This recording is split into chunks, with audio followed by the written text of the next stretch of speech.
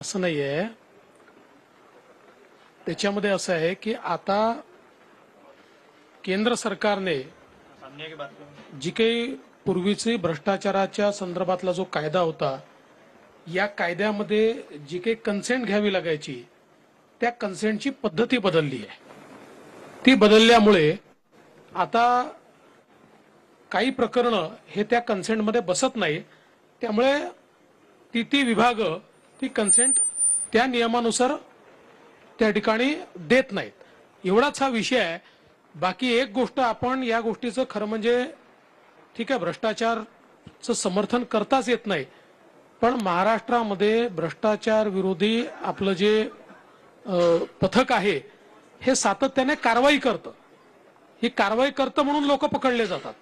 त्याच्यामुळे जर कारवाईच केली नाही, म्हणजे आता इतर राज्य जे आहेत त्या राज्यांमध्ये काय होतं याच्यावर मला कमेंट करायचं नाही, पण महाराष्ट्रामध्ये मात्र एसीबी काम करते. आणि आम्ही जे गृहसचिव आहेत या गृहसचिवांना अतिशय स्पष्टपणे सांगितलंय की विभागांना ज्या कारण त्या प्रत्यक्ष विभागांना ती कन्सेंट मागितली जाते, त्या विभागांना सांगा की 3 महिन्यामध्ये नियमात बसत असेल तर कन्सेंट द्या, नियमात बसत नसेल तर कन्सेंट नाकारा. कुठलेही प्रकरण पेंडिंग ठेवू नये असे आम्ही स्पष्ट निर्देश दिले आहेत. सर, आरोग्य विभागाच्या भ्रष्टाचारावर हा प्रश्न उपस्थित केला विरोधी पक्षनेत्यांनी.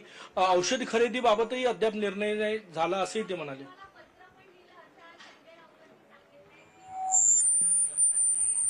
या बाबतीमध्ये आरोग्य मंत्री उद्या खुलासा करणार आहेत.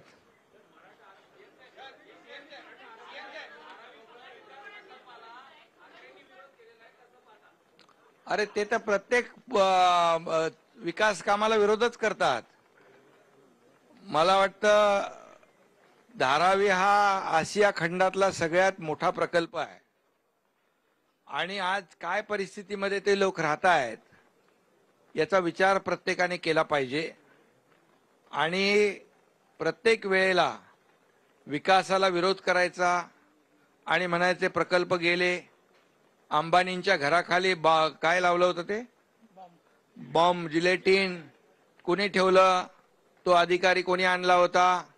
इकडं अंबानीच्या खाली ते ठेवायचं आणि इकडे आता अदानीच्या घरी मोर्चा काढायचा. आमचं त्यांच्याशी काय घेणं देणं नाहीये.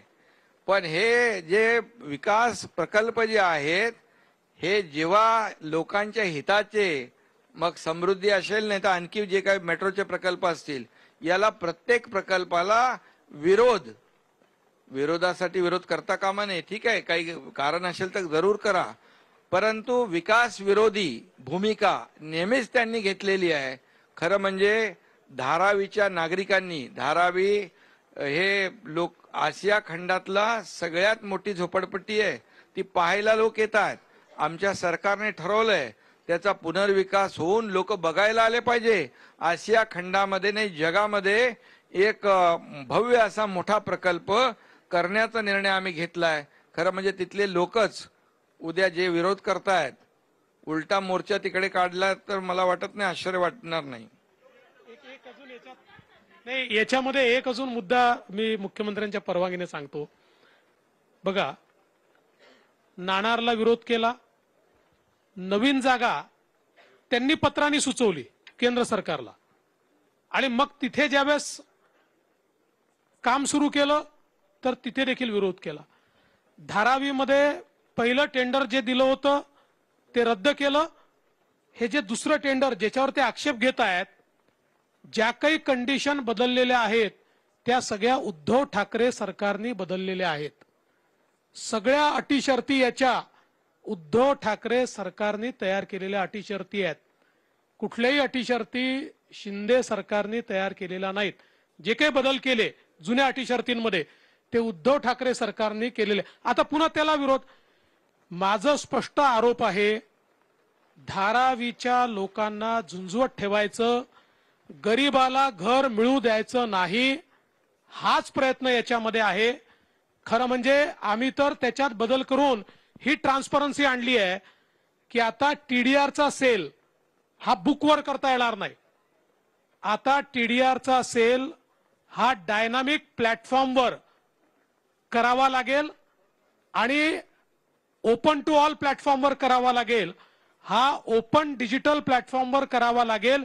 ही ट्रान्सपरन्सी याच्यामध्ये आम्ही आणलेली आहे. बाकी सगळ्या गोष्टी त्यांनी ठरवलेल्या आहेत.